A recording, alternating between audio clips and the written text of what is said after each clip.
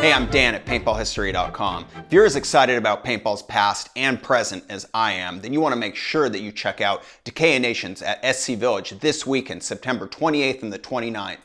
I'll be there along with Paintballdna, and we'll be setting up a booth. We'll have probably close to 100 paintball markers from all eras on display. Well, it's not all eras, it's mostly pre-2000, but you know what I mean. So in those nearly 100 different markers, we'll have tons of pumps, tons of semis, just a couple of electros, but really markers from all over the United States, all over the world. Markers that are super exciting. For example, here is an Ironman autococker from 1994 that was originally engraved and given to Dave Youngblood, but was left at Carter Machine and then was cut up at Carter Machine and sold. Here is a Wildside autococker that was made for one of the owners of BOA barrels. It's engraved BOA on the side. It has an amazing anodizing job. We'll have a few Bushmasters. We'll have Navarone Bushmasters. We'll have California Bushmasters. This one belongs to Danny Guardado.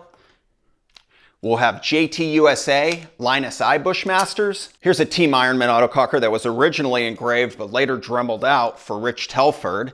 Here's a Southern Pneumatics Phoenix, which doesn't use a bolt. It actually uses a rotating breech.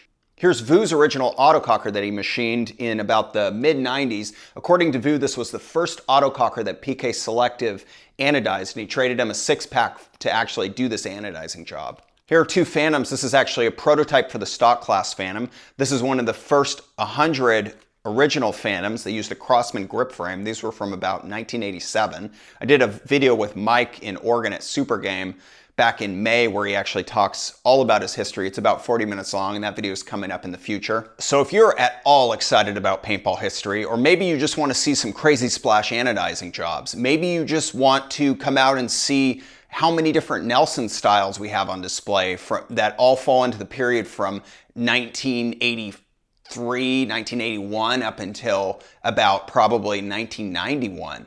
Maybe you want to just come out and look at automags. There will probably be 10 automags on display. Maybe you want to come out and see the Master Blaster, the elevator gun that was made by Stan Russell and Aaron Carter for Tim McMurray that they made in the South Bay of Los Angeles around 1985. Maybe you just want to come out and talk to me. Maybe you want to ask me questions about the Adventure Game Supply rifle that was made in 1988 and really is one of the first semi-automatic markers. Maybe you like to shoot bolt-action pistols and you want to come out and take a look at a side-tube Sheridan PG pistol from the very early 80s. All these markers and dozens more will be out there this weekend for Decay Nations. They won't be for sale, they'll just be on display. We're showing paintball history, we're talking about paintball history, and we're just there to teach people about the history of paintball and hopefully learn something about your history. So if you come out, check us out, find our booth, come and talk to Benji, come and talk to myself, check out Benji's 3D printed items. Hopefully there will be a group around the whole time, and there will be tons of people that are excited about paintball history and excited about teams from the 90s, teams from the 80s, the history of SC Village, and tons more. So come on out, and hope to see you there.